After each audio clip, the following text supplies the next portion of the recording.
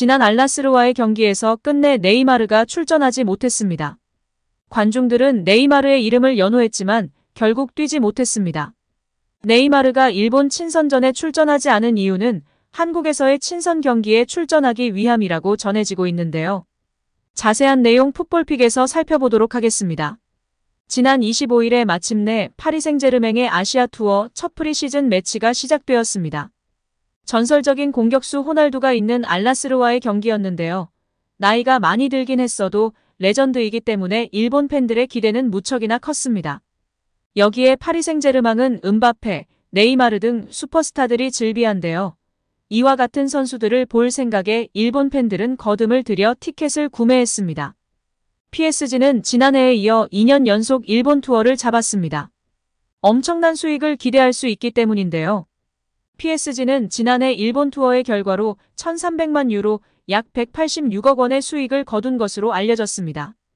PSG의 공개 훈련을 볼 수 있는 오픈 트레이닝 티켓이 1만 5천 장 이상 팔릴 정도로 엄청난 열기였으며 작년엔 리오넬 메시, 음바페, 네이마르 슈퍼스타 3총사를 볼 수 있었기 때문에 흥행할 수밖에 없었다는 평가를 받고 있습니다.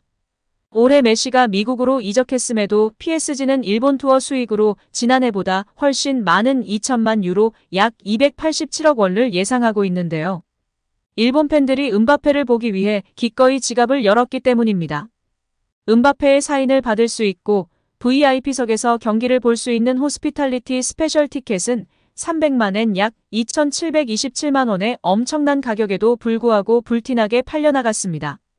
PSG 대 오사카의 티켓도 10만 엔 약 93만 원, PSG 대 인터 밀란의 티켓은 20만 엔 약 187만 원에 달한다고 전해지고 있습니다. 심지어 PSG 훈련을 볼 수 있는 오픈 트레이닝 티켓도 8,000엔 약 7만 원으로 책정됐음에도 인기가 높은 상황이라고 합니다.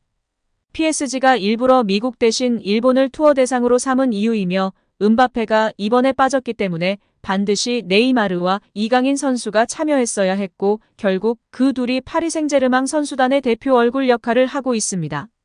그러나 파리 생제르맹은 일본 투어를 앞두고 음바페와 마찰을 빚어 결국 음바페를 일본 투어 명단에서 제외시켜버렸습니다. 그리고 네이마르는 부상 중이라 훈련 이벤트는 참여했으나 경기는 뛰지 못하는 상황이었습니다.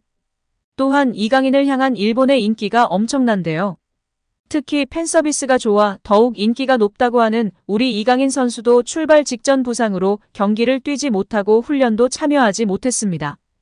결국 PSG는 음바페, 네이마르, 이강인 선수 모두 빠진 상태로 알나스르전을 치렀고 결과와 경기 평가는 여러분들이 아시는 것처럼 무척이나 답답한 경기 양상이었습니다. 셀타비고 벤피카도 알나스라와 경기를 치렀고 대승으로 처참하게 밟아버렸는데요. 우리 PSG만 결과를 만들어내지 못했습니다. 때문에 팬들의 분노가 상당히 높은 상황이고 이강인의 주가는 무척이나 높아지고 있습니다. 여기에 일본 팬들의 불만도 터져버렸습니다. 음바페부터 네이마르, 이강인에 이르기까지 경기를 볼 수 없기 때문에 비싼 값을 치룬 티켓 값을 환불해달라는 아우성을 치기도 했습니다. 그도 그럴 것이 워낙에 답답했던 경기력으로 역대급 참사를 보여줬기 때문입니다. 심지어 골도 안 나왔으니 팬들의 마음이 10분 이해가 되는 상황입니다.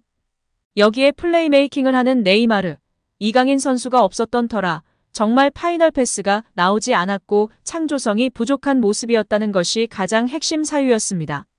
네이마르는 한국을 더 특별하게 생각하는 선수인데요. 그에게 있어 한국은 단순히 축구를 즐기는 팬들 있는 나라를 넘어 그에게 특별한 감정을 부여하는 곳입니다. 네이마르가 한국을 특별하게 생각하는 이유는 바로 2022년에 있었던 일 때문인데요. 2022년 그는 한국을 방문하며 따뜻한 한국 팬들의 사랑에 매료되었습니다. 당시 네이마르는 한국에서의 일주일 동안 너무 행복했다며 어디에 가든 큰 사랑을 받았다고 밝혔습니다. 그의 이야기에서 한국 팬들의 열정과 감사함을 느낄 수 있습니다. 그는 또한 한국이 좋은 경기를 통해 브라질 축구 선수들을 매우 힘들게 만들었다며 한국 축구에 대한 존경심을 표현하기도 하며 화제가 되었습니다. 네이마르는 이례적으로 자신의 인스타그램에 고마워요, 한국이라는 메시지를 남겼습니다. 이는 그가 한국에서의 경험에 감사하고 한국 팬들에 대한 애정을 표현하며 다시금 한국 팬들에게 인상을 남겼습니다. 특히 지난 한국 방한 때 한국 팬들의 사랑을 듬뿍 받게 된 이유는 네이마르는 경기 전날 발등 부상에도 불구하고 선발로 출전하여 한국 골망을 여러 차례 위협하였습니다. 그의 이러한 투혼은 한국 팬들에게 큰 감동을 주었습니다. 또한 네이마르는 한국에서의 일정 중에 시차 적응을 위해 명소를 방문하였고 팬들과 만나서 사진을 찍고 사인을 주는 등 적극적으로 팬 서비스를 하며 한국 팬들에게 친근하게 다가갔습니다.